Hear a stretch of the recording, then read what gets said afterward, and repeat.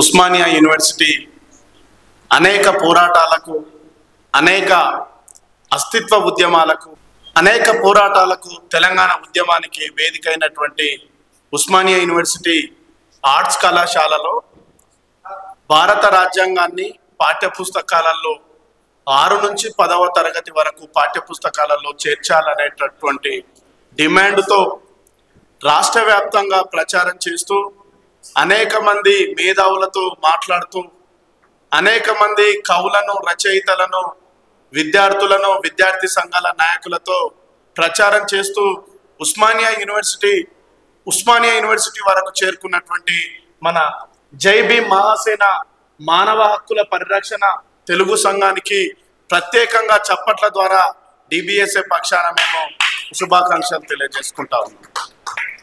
ఈ సందర్భంగా ఈ కార్యక్రమానికి మద్దతు తెలుపుతా ఉన్నటువంటి మన ముఖ్య అతిథులుగా, వక్తలుగా విచ్చేసినటువంటి స్కైలాబ్ అన్న గారికి, అదేవిధంగా ఆర్ట్స్ కళాశాల వైస్ ప్రిన్సిపాల్గా ఉన్నటువంటి అనేక అభ్యుదయ ఉద్యమాలలో చురుకైన పాత్ర పోషిస్తూ ఉన్నటువంటి ఆర్ట్స్ కాలేజ్ వైస్ ప్రిన్సిపాల్గా ఉన్నటువంటి నాగేశ్వరరావు సార్ గారికి, అదేవిధంగా నిజాం కళాశాల ఎకనామిక్స్ డిపార్ట్మెంట్ అసిస్టెంట్ ప్రొఫెసర్ ఉన్నటువంటి దుబ్బ రంజిత్ అన్నకు, అదేవిధంగా ఈ కార్యక్రమాన్ని విజయవంతంగా జరగడానికి పూర్తి నుంచి సహకరిస్తూ ఉన్నటువంటి మన ఎస్ఎఫ్ఐ మాజీ రాష్ట్ర అధ్యక్షులు మూర్తి అన్న గారికి, అదేవిధంగా వేదిక మీద ఉన్నటువంటి మన డిబిఎస్ఏ రాష్ట్ర అధికార ప్రతినిధి కాసల్ర మధుసూదన్ అన్న గారికి, అదేవిధంగా భీమ్రం రాష్ట్ర కోఆర్డినేటర్ రజనీకాంత్ గారికి, టిఎస్పి జాక్ నుంచి రవితేజ గారికి, అదేవిధంగా మీడియా మిత్రులకు ప్రతి ఒక్కళ్లకు జై భీమ్లు తెలియజేస్తూ ఈ సందర్భంగా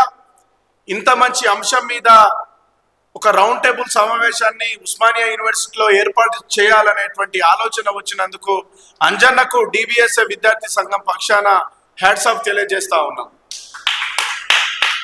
ఎందుకు అనంటే బుద్ధుడు ఒక మాట అంటాడు, బ్రాహ్మణిజానికి బహుజనులకు మధ్య జరిగిన పోరాటమే భారతదేశ చరిత్ర అని చెప్పేసి గౌతమ బుద్ధుడు చెప్తాడు. అయితే ఈ దేశంలో పురాణాలకు, ఇతిహాసాలకు, వేదాలకు ఉన్నటువంటి ప్రాముఖ్యత భారత రాజ్యాంగానికి ఇవ్వట్లేదు. వేదాలు, ఇతిహాసాలు, పురాణాలు, రామాయణమేమో మనిషి బానిసత్వంగా ఉండాలి, మనిషికి సమానత్వం ఉండొద్దు, మనిషికి స్వేచ్ఛ ఉండొద్దు, కుల వివక్ష ఉండాలి అని చెప్పినటువంటి వాటికేమో ఈ దేశంలో ఎక్కువ ప్రాముఖ్యత ఇచ్చే విధంగా పాఠ్యపుస్తకాలలో ఉండడం, స్వేచ్ఛ, సమానత్వం, సౌభ్రాతృత్వం, మానవ విలువలతో ఉన్నటువంటి అందరికీ జ్ఞానం కావాలి, అందరికీ విద్య ఉండాలి, మనిషిని మనిషిగా గౌరవించాలి, మనుషులందరూ సమానమే అని చెప్పినటువంటి భారత రాజ్యాంగానికి మాత్రం ఈ దేశంలో రావాల్సినటువంటి గుర్తింపు, గౌరవము ఈ ప్రభుత్వాలు ఇవ్వట్లేదు.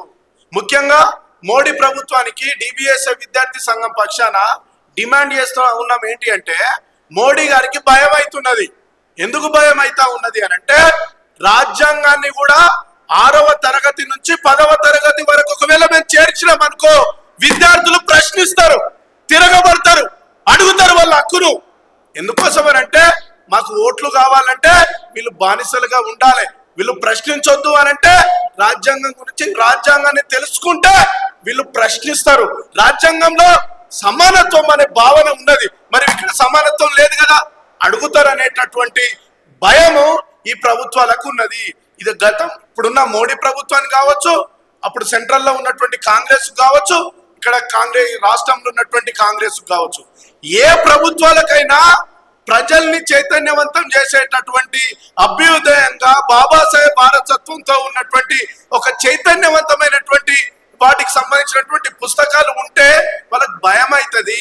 వాళ్ళకి ఎందుకు భయం అవుతా ఉన్నదంటే, వీళ్ళు ప్రశ్నిస్తే, వీళ్ళు రాజ్యాంగం గురించి తెలుసుకుంటే వాళ్ళ పునాదులు కదులుతాయి అనేటటువంటి భయము ఇక్కడ మోడీ గారికి ఉన్నది, రాష్ట్రంలో రేవంత్ రెడ్డి గారికి ఉన్నది. మరి అక్కడ రెడ్లు పరిపాలిస్తున్నారు, ఆంధ్రప్రదేశ్లో కమ్మలు పరిపాలిస్తున్నారు, అక్కడనేమో మనువాదంతో మోడీ గారు పరిపాలన చేస్తున్నారు. మరి మనువాదం అని అంటే ముఖ్యంగా ఈ సందర్భంగా చెప్తా ఉన్నాం ఏంటంటే, మనువాదంతో అయ్యా నేను అడుగుతా ఉన్నాను మోడీ గారిని, అంటే ప్రముఖ చరిత్రకారుడు ఈహెచ్ కార్ అన్నట్టు గత చరిత్ర వర్తమాన చరిత్రను నిర్ణయిస్తుంది, వర్తమాన చరిత్ర భవిష్యత్తు చరిత్రకు పునాది వేస్తుంది అని అంటాడు ప్రముఖ చరిత్రకారుడు. అంటే గత పునాదుల మీద వర్తమానం ఉంటది, వర్తమానం పునాదుల మీద భవిష్యత్తు ఉంటది అన్నట్టు. ఒక సినిమాకు పోవాలంటే ఒక టికెట్, ఒక 100 రూపాయల టికెట్ తీసుకొని 3 గంటలు ఒక సినిమాను చూస్తాం ఏదైనా కానీ ఈ భూమి మీదకి బయటికి రావాలి అని అంటే ప్రతి తల్లి ప్రతి బిడ్డకు 100 సంవత్సరాల టికెట్ ఇస్తుంది ఈ భూమి మీద బతకమని, ఈ సమాజాన్ని అర్థం చేసుకోమని. ఈ సమాజం నువ్వు ఎటువైపు ఆలోచించాలి, నువ్వు ఏం ఆలోచించాలి, నువ్వు ఏం తినాలి, అసలు నువ్వు ఎట్లుండాలి, నువ్వు ఏం కావాలి, నువ్వు డాక్టర్ అవుతావా, ఇంజనీర్ అవుతావా, ఉద్యమకారుడు అవుతావా, మేధావి అవుతావా, తత్వవేత్త అవుతావా, సంఘ సంస్కృత అవుతావా, ఏమైతావు అనేటటువంటి భావాజలము నువ్వు పెరిగిన వాతావరణంలో, నువ్వు ఉంటున్న నేపథ్యంలో, ఏర్పడుతున్న సందర్భంలో ఈ దేశంలో ముఖ్యంగా ఎక్కడ లేని అంటరానితనం, ఎక్కడ లేని అస్పృశ్యత, మనుషుల మధ్య చిన్న చూపు, దళితులకు ఒక రకమైన గౌరవం, ఇంకొక అగ్రవర్ణాలకు కాదు ఆధిపత్య వర్గాలకు ఇంకొక రకమైనటువంటి గౌరవాలు ఉన్న నేపథ్యంలో మనకంటూ ఒక ఇంటికి పునాది ఎంత అవసరమో, ఒక మనిషి స్వేచ్ఛగా ఆలోచించాలన్నా, ఒక మనిషి స్వేచ్ఛగా రాయాలన్నా, ఒక మనిషి స్వేచ్ఛగా బతకాలన్నా, మన అభిప్రాయాన్ని మనం చెప్పాలన్నా ఆర్టికల్ 21 చెప్తున్నది, స్వేచ్ఛగా జీవించే హక్కు చెప్తున్నది. మరి స్వేచ్ఛగా జీవించే హక్కు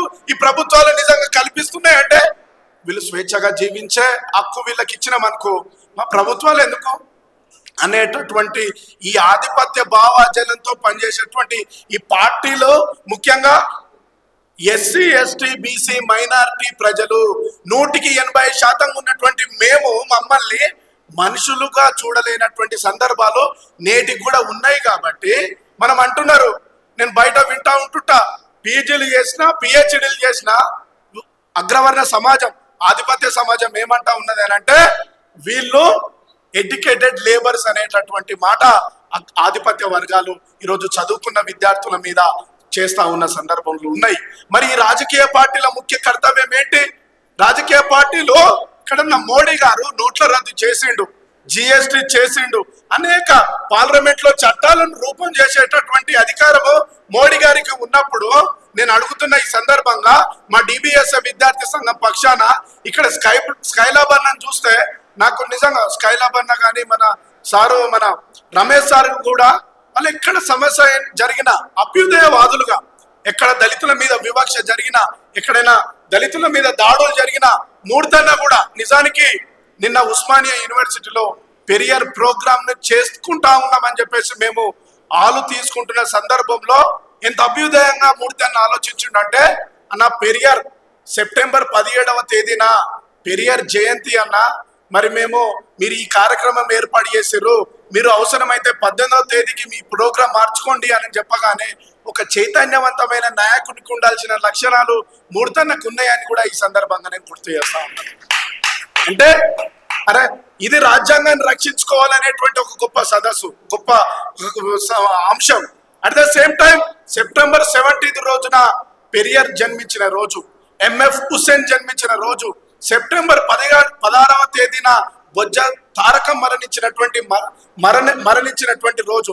ఇంత చారిత్రాత్మకమైనటువంటి అంశాలు ఉన్నటువంటి ఈ రోజుల్లో ఇక్కడ ఉన్నటువంటి నేపథ్యంలో మా డిబిఎస్ వ్యవస్థాపక అధ్యక్షులు డాక్టర్ నలిగంటి శరత్ చమర్ గారు పుట్టినరోజు కూడా సెప్టెంబర్ 7. ఇట్లాంటి హిస్టారికల్ రోజుల్లో ఉన్నటువంటి సందర్భంలో ఇట్లాంటి ఒక గొప్ప ఒక హిస్టారికల్ ఒక ఐడియాలజీని వ్యాప్తి చేసేందుకు పెరియర్ ఈవి రామస్వామి నాయకర్ ఒక మాట అంటాడు, మనిషి కాళ్ళకు సంఖ్యలు లేస్తే మనిషి పెన్నుతోటి చేతితోటి అక్షరాలు రాస్తాడు, చేతులకు సంఖ్యలు లేస్తే మనిషి నోటితోటి మాట్లాడతాడు. మరి కాళ్ళకు సంఖ్యలు వేస్తే చేతుడు రోజు రాస్తే, చేతులకు సంఖ్యలు వేస్తే నోటితోటి రాస్తే, భారతదేశంలో వేటికి సంఖ్యలు వేయబడ్డాయి అని అంటే మనిషి మెదడుకు సంఖ్యలు వేయబడ్డాయి అని చెప్పేసి పెరియర్ ఈవి రామస్వామి నాయకర్ గారు చెప్పిన సందర్భాన్ని ఈ రోజును గుర్తు చేసుకుంటే మన మెదడుని ఈ పుస్తకాలు, పాఠ్య పుస్తకాలు ఆలోచింపజేయకుండా, మన మెదడుని ఆపేసేటట్లు, బంద్ చేసేటట్లు, ప్రశ్నించకుండా, మనం హేతుబద్ధంగా ఆలోచించకుండా చేసేటువంటి కుట్రలు కేంద్రంలో మోడీ ప్రభుత్వం చేస్తున్నది. ఇక్కడ కాంగ్రెస్ అయినా ఏవైనా కూడా బ్రాహ్మణిజానికి ట్విన్స్ లాంటివి. మోడీ అయినా కాంగ్రెస్ అయినా బ్రాహ్మణిజానికి కవల పిల్లలు వాళ్ళిద్దరు. ఎందుకోసం అంటే వాళ్ళిద్దరు కూడా ఆధిపత్య వర్గాలే. కాబట్టి ఈ మోడీ ప్రభుత్వానికి ఏ మాత్రమైన చిత్తశుద్ధి ఉన్నా, ఏ మాత్రమైన బాధ్యత ఉన్నా బయట ఉండేటువంటి మేము గౌరవిస్తాం. మరి రామాయణం, పురాణాలు, ఇతిహాసాల మీద అంటే మీరు గౌరవించాలని మేము గౌరవిస్తాం. కానీ ఏం నేర్పియాలి? మరి సమానత్వం నేర్పియాలి కదా, హేతుబద్ధత నేర్పియాలి కదా, శాస్త్రీయత నేర్పియాలి కదా, జ్ఞానం నేర్పియాలి కదా, విలువలు నేర్పియాలి కదా, మనిషిని మనిషిగా చూసే సందర్భాలు గుర్తు చేయాలి కదా. మరి ఇవన్నీ లేనప్పుడు మేము ఎందుకు గౌరవిస్తాం అనేటువంటి విషయాన్ని కూడా ఈ సందర్భంగా గుర్తు చేసుకుంటా ఉన్నాం. భారత రాజ్యాంగంలో జ్ఞానం ఉన్నది, భారత రాజ్యాంగంలో విలువలు ఉన్నాయి, భారత రాజ్యాంగంలో మనిషిని మనిషిగా ప్రేమించేటటువంటి ఆలోచన ఉన్నది, భారత రాజ్యాంగంలో మనుషులందరూ సమానమైనటువంటి ఆలోచన ఉన్నది.